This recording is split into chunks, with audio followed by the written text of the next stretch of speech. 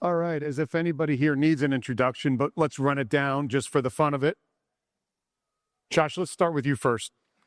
I'm Josh Makower. I'm the founder and director of the Stanford Biodesign program and serial entrepreneur and inventor. I'm Addie Harris, a serial entrepreneur, worked in the biggies as well, worked at J&J, brought their Velis, an orthopedic robotics division from zero for myself up to what it is today. And then in the last couple of years since I left J&J, have worked with a number of different companies in advisory and board roles. I'm Ramin Mousavi. I lead the team at CathWorks, and we were the first company to present at the very first LSI, so it's really nice to see this thing have grown, a little bit since its first one. Andrew ElBardissi, I'm a partner at Deerfield Management. We're a healthcare-only investment firm, manage about $15 billion, touch all aspects of healthcare. I lead our life science tools and medical technology practice. Great. So let's start out. I think words are important and definitions are important. And Addie, I'll start with you. We've heard the word build to buy generally tossed out there a lot, and I like to call it a structured deal. But let's run around the panel real quick on your definition of build to buy. Yeah. So I was thinking about this earlier today. I think there's actually two definitions of build to buy, in my mind, at least. You have your pure innovation build to buy, and then you have fill a gap in our portfolio that we can't do on our own build to buy. And to elaborate on those a little bit more, two that I've done at some level of repeat in my career is those pure innovations. You're working with like a university group and as a strategic, as a VC fund, you're giving them money with a kind of loose umbrella over it and saying, hey, we want innovation in this area. We're going to give you money to do it. In exchange, we get the IP and the know-how if we want to do something with it. And I've done those very, very successfully to build out early innovation pipelines. The second one is, hey, we have this big gap in our portfolio. We've either tried our darndest to fill it, and we can't, we failed, or we recognize that we shouldn't even try. So let's go find somebody to build this exact product for us, and we'll acquire it when it reaches a certain stage of development. Anybody want to add to that? Any nuances at all to Addie's definition? If not, we could move back in. Josh, you have something. Oh, no, that's interesting. So it's sort of like a build to invest, that version, right? The first one. The first one. The first one's the like first the one. Build to invest, and then the build to buy is something. Yeah, no, I mean, I have obviously seen a lot of these models, so I have a lot of opinions, but however you want it. But I agree that those are the typical frameworks. Obviously, there's partnerships, but those are not necessarily going to be a buy at the end. So, yeah, and I think that's the key thing, not to jump in, is the buy at the end. Yeah. Like where I call both of those a build to buy is the person putting the money, the entity putting the money in, is the one who gets the toys at the end of it. Yeah. And so let's go on the flip side of that, because there's a new model that's come out on the buy to build. And I think you can point to a little bit more of a PE Ajax model there. So let's toss that out as a definition. I mean, you want to jump into that? Yeah, I mean, I think the main difference is that in that model, buy to build, there's already something there. And for whatever reason, it's better to either take it out. I think the example you're talking about, the Cordis one that happened with Ajax, that you say that asset maybe does better if you bring it, and buy it and then build it either back to what it was or to a whole new place. But going back to what you were saying, and I'll let Andrew weigh in on this. When you think about the venture aspect of this, there are things you can do in the startup setting that is better than the strategics. Mostly what I think about is speed, and you have different thresholds for risk taking. The challenge comes for investors at what risk, So I think the model of build to buy de-risks, I think, for both sides. And in my mind, there are two things you're trying to de-risk. Either it's revenue or some milestones that you want to do that. So I think that's where I see the build to buy. But I'm curious to get your take, because, you look at it both short term and long term. Yeah. Well, we should probably define some of the economic terms associated with build to buys, because I think that's very open. Typically, it's from a strategic perspective, there's just a call option or some specified price around which you would transact if a certain milestone were achieved, but no obligation. And that's the important piece. Because from my perspective, I think these are terrible ideas. Because at the end of the day, you should only sign up for a build to buy strategy as a company or as an investor if you have no other options, no other funding options, because you're capping your upside. If everything goes great, you have effectively taken an auction off the table that's going to maximize shareholder return. Or if you are acquiring something from a major strategic that needs to be developed, there's some core asset value there. You can't build what you want to build without stripping those assets out and then building something upon it. In that situation, you probably have to give up something, and you probably have to give up an acquisition at some set terms in order to get, some of that core technology. That's kind of how I think about it. Josh, question for you, and I want to run it by the panel. Classically, we've seen large strategics by revenue, and the panel earlier with John Babbitt covered that really well. But the strategics also have been a little sort of hesitant, and I'd say, and I'll say, you guys won't, it's been a little bit of an amateur hour on the build to buy on some of the very, very large deals. And some of that goes down to governance, and some of that goes down to not having that core expertise in-house and trying to boil the ocean by bringing in a technology. Let's call it a surgical robotic platform. Yeah. So how do you view that, and how would you give insight to the strategic and the build to buy? Yeah. I mean, I sort of agree. Build to buys, I don't know many that have actually consummated in the end. There have been a lot of them that have been put together, and to the extent that they are valuable, it's the build part because they're providing financing and stuff. The hope is that if they don't buy at the end, that the company isn't damaged and then has trouble raising money, and it becomes a really tough situation for the investors in the company. That's probably happens a lot. And I think the ultimate buy actually doesn't happen that much. So there's a rationale for it, right? It sounds right. Let's do this off balance sheet R&D. Let's make an investment. Let's make this thing happen. But the reasons why these don't actually get to the finish line are multiple. It's always about people and who are the champions. And big companies, people turn over. So you wind up with different people, and they didn't necessarily choose this deal, and they inherit it, and they may not even like it. The company actually changes strategy. I can say, like, when we did an investment with Johnson & Johnson into NeoTrack, they had a urology division, and they were all excited about it. It wasn't a build to buy. It was a traditional equity investment, but we all believed that they were going to take it out early.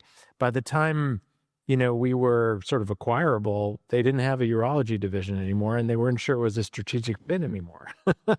So it was funny, but it's just the way it goes. So I think you have to go in with your eyes open, and I think investors and founders and sort of company builders that get into these have to structure it so that there is an easy out, and the out is very friendly.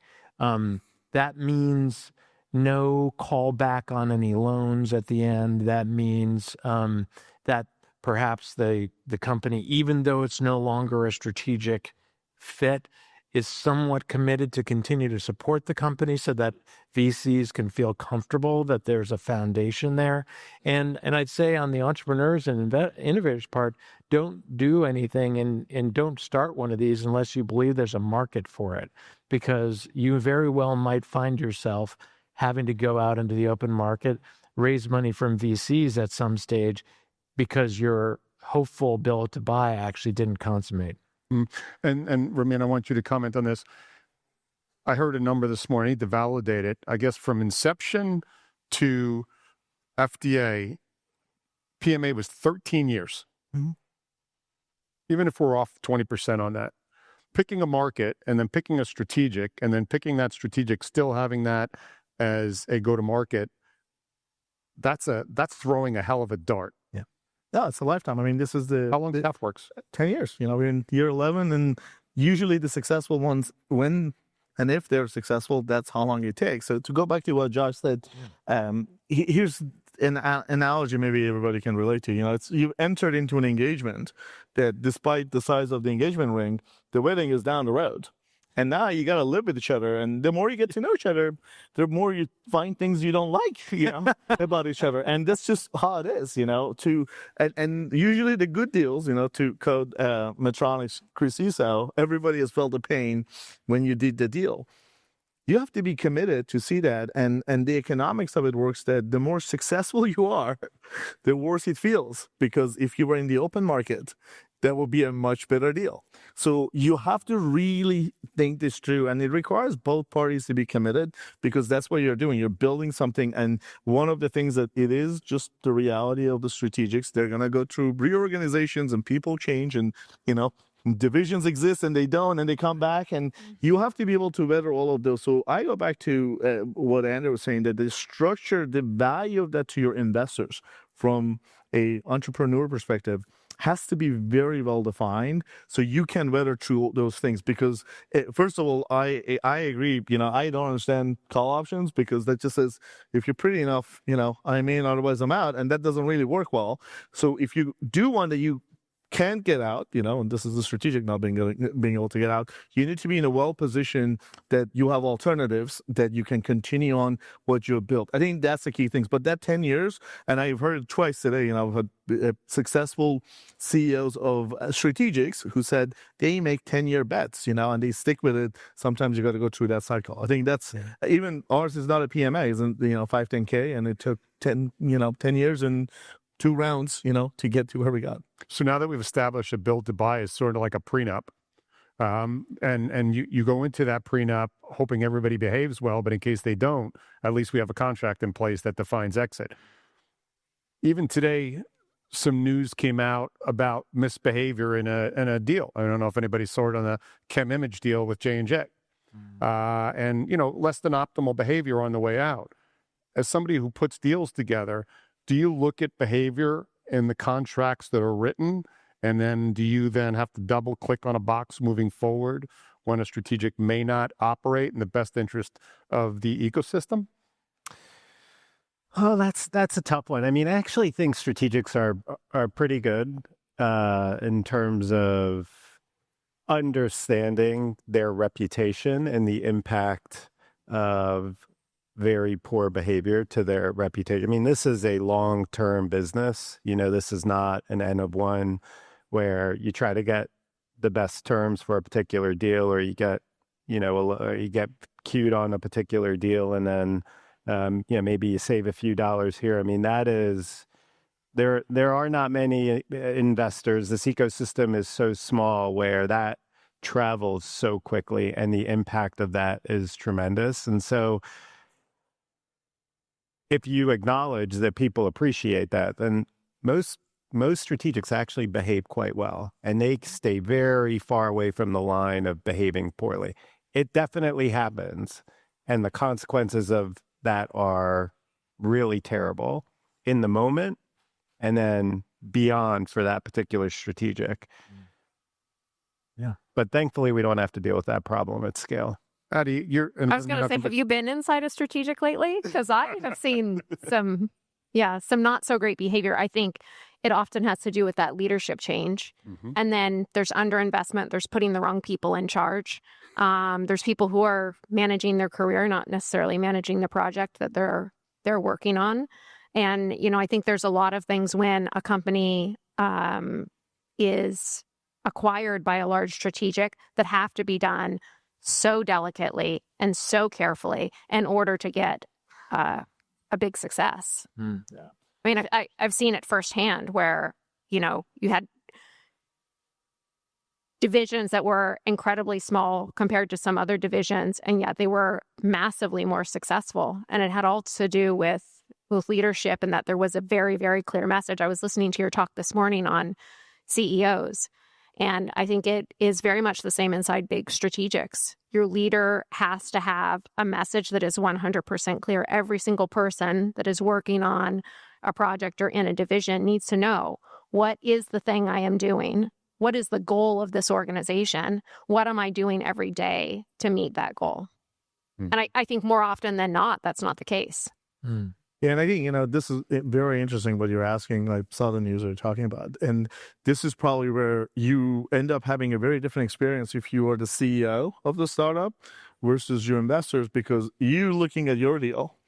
And, if you're lucky enough, you have large enough investors who, have multiple, portfolio companies, if they have that experience somewhere else, you're fighting this inertia that they are concerned about something you can't really relate to, because maybe you're talking to the right division at the moment, but they see the bigger picture and they're like, at the macro, I see a concern. So, and that is a challenge because, you try to make sure that you have both sides of that. But I'm very curious because, you just by the virtue of what comes through Biodesign, you in that earlier stage, this seems a little more abstract. How do you deal with that? Like, how do you, how does the experience you've had with the strategic dictates the suggestions that you make of do this, work with this group or not do it with them? Yeah, I mean, it's funny. There's one of the founders of NEA just passed away, Dick Kramlich, and one of the quotes that was in his sort of obituary, which I really believe is true, this is not a money business, it's a people business. And I really do believe that. And if there are people that that you've worked with, that you trust, that you want to, that's like the through line that really makes these all work. It's not, it could be with investors or strategics, but that's not the differentiators. It's actually people. And so I think where you have developed a relationship that you trust, now the hope is that they are there. Because when they change, that's when everything happens. But in general, I would just say for myself and with,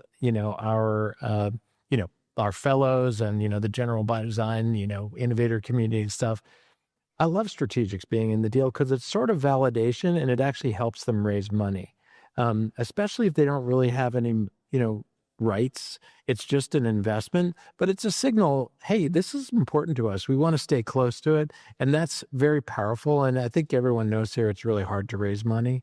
So having strategic in a deal, I actually think is very, very helpful. And then there are some strategics who can actually be really helpful with development. I've had great experiences with Johnson & Johnson, opening up scientists and conversations and opportunity that I never really even thought we would get access to in some cases. So there's some really examples of really good stuff. I think that the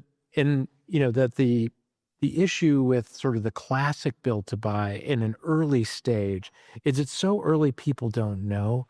And over that time, and it also takes a long time. So over that time, people change and the strategies change, and that's what's a challenge.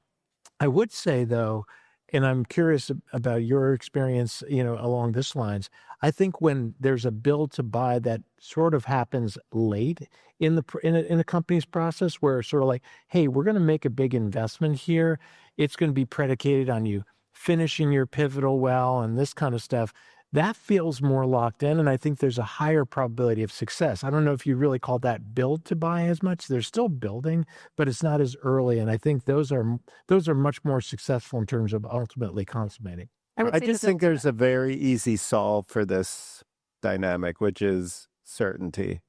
Yeah. If you provide certainty that a company will get acquired when certain things are achieved, then everyone's interests are aligned.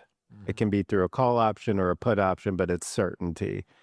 The second you're capping your upside, but you still have 100% downside, you are taking a tremendous amount of risk. Doesn't work. And you're taking all of those risks that Josh just outlined on your shoulder, and you have no control over them. Yeah. And so if we're going to, at least for me, to actually enter into build to buy, align the interests, create certainty around what needs to be done in order for a particular company to be sold. And actually, in that particular situation, everyone's working together collaboratively because they know where it's going to end up eventually. If one party can't agree to that type of structure, then you're better off just raising capital, achieving those objectives, and seeing what the market will bear for a particular company. Yeah, and I want to come back to you because you had something to say, but to just build on that and use the word trust, I'll just use us as an example, because we all know that end of 21, 22, 23, and even beginning of 24 was really, really tough time to raise money. Because we were able to do our deal the way we did and have certainty in it. In 3 years where everybody was basically struggling to raise money, we had the capital, we had a line, and we had, the team was just focused on what to do. And it's a lot easier for us to deal with the venture investors who are on the board and say, hey, that is working, do more of them, versus you go to the large company structure. But we knew we were working towards the same goal. This is not to say it's easy, it's just the best analogy is a speedboat on Titanic, whenever you're a small company and startups. But if you have that certainty, I think that also helps with the trust because you're more aligned. You had an example I didn't want to. Oh, I was going to say of the, I've done 4 different build to buys, 2 that are done have been very successful. I think couple of things of your successful build to buys, largely you don't hear about them. They're very quiet. They're incredibly structured. There's a certain amount that has been de-risked. They still could be a very, very early phase company, but some part of it is significantly de-risked. It may be that the technology is already well known. It just needs to be put into a specification and done. It could be that the team is de-risked. Whatever it is, there's a level of de-risking that has happened. And then I would say all of those pieces of governance, of milestones, of exactly what the acquisition is, what is going to trigger the acquisition, that it isn't that one party is going to come at a certain point and acquire. It's you hit this milestone, an acquisition will happen in X days. And if the acquiring party decides to pull out, well, everything basically has been left on they're basically just walking away without any of the things that they have invested money in. And I think that is what makes the most successful build to buys because it forces both parties to come to the table with absolutely the best behavior. So on the technology, and I'm glad you brought up the robotics, and Josh, I'm going to want your insight on this too. Some of the build to buys have been technology that is not in the natural DNA of a device manufacturer. A lot of device manufacturers, the big strategics, do not have a digital excellence in-house. Right. And so when you have a build to buy, and Josh, you brought up people, I want your thoughts on this, the retention issue. When you build a catheter or a stent, 90% of the R&D money is before you go to commercial to the market. Right. If you're building a digital platform, I'd say 50% of the R&D money is still yet to come in the ongoing development once you launch. Right. But if you're not retaining the people who got their payout on the build to buy, is enough thought given to that in that transition? Well, you're talking about the challenges of integration now. I mean, and there are some really good examples of great integrations, and then there are those that aren't. And the ones that aren't able to retain the key talent, those are not going to succeed. Yeah. So it has to be, there have to be some incentives provided to make sure your team comes with it, because it isn't just the technology. It never ever is. There's always something that needs to be fixed. And I'll just say, to your point, there are some examples of probably more successful build to buys that are shorter term. Yes. Where the step is much more foreseeable, much shorter term. People are less likely to transfer over, strategies are less likely to change, and the objective is clearer. But I have also seen situations that seem shorter term, and then they get there and it's like, maybe do the pivotal now. But then we'll do it. And so it does, the milestone, it can get kicked down the road. And it's like, well, what do? Do you make another deal? And yes, you do, but you're sort of captive, at that point. But yes, people transfer in an integration is fundamental. And I would say that I've seen lots of examples of good ones and bad ones, and where they can keep the team motivated, independently incentivize the team, and create really outsized incentives for that group that sort of break with tradition of the bigger company, and they really are willing to do it. Those are the ones that are actually the most successful. Addie, as you've transitioned your teams on the build to buy, what are the dynamics that you had seen happen, and do the really elite thinkers want to go to corporate? Yeah. So, I mean, it's something you have to think about so deeply. That integration piece, I would say, is almost as important as kind of all of the sexy bits that come with building out a build to buy deal. And it usually is not thought about. It's an afterthought that, oh, we're going to do some integration. I think you have to think through. I've always, in these situations, it's like go through org charts. Who is each person?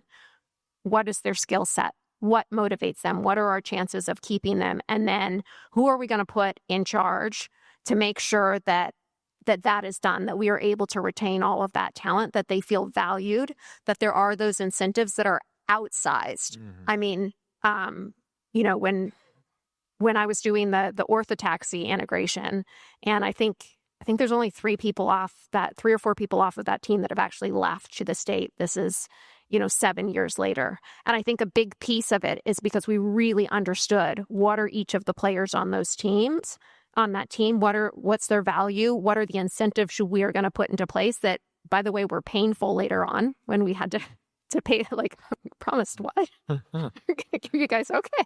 But guess what? They're there. And then making sure you retain some of that culture that for them was so valuable in that startup, because startup culture and big corporate strategic culture, and I've lived both, is just vastly different. And you don't know what you don't know. I think this is part of, and it's applicable to where the competency may be new, whether being robotic or, we use software, it's very different than doing widgets. And people have different incentives, The thing about software is that you can iterate it very quickly. So making sure that, and you're right, if it's new, it's even hard to even anticipate it. So being able to raise the flag and say, maybe your traditional integrations, even if you were successful in some historical things, may not work because these people are motivated by pace of what they do, so having that in place. In addition to money, there are these soft everybody, like economics is one, because, there's a mindset having been on the other side of this with the strategic. Sometimes you think you can only solve everything, you can solve everything with money. With talent, actually you can't, because highly coveted talents are not going to be left alone. They will find something. And I've learned that at least in what we do, speed is as important. They can't get bored. If they get bored, they don't want to do it. It's over. And so are we. We're right at time. Please, audience, thank you. You.